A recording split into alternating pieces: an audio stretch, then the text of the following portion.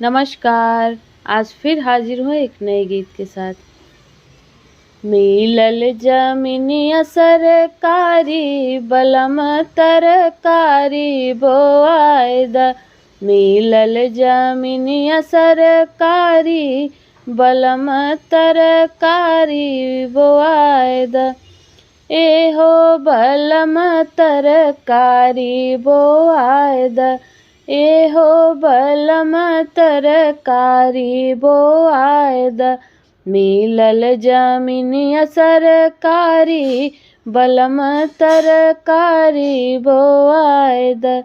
आधे में आलू आधे में गोभी, आधे में आलू आधे में गोभी, आधा रखब पलेहारी बलम तरकारी बोआयद।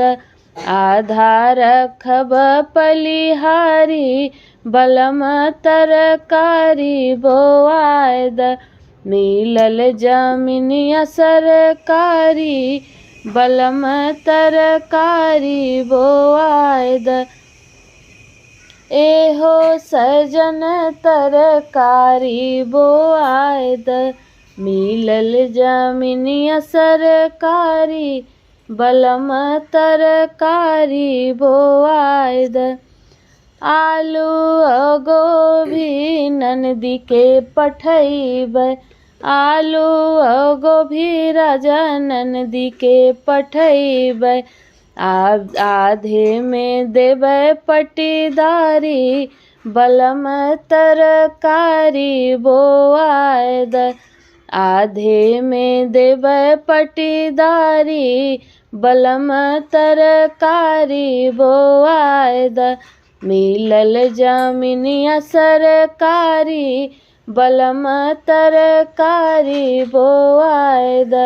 मिलल जमीनिया सरकारी बलम तरकारी बोआयद।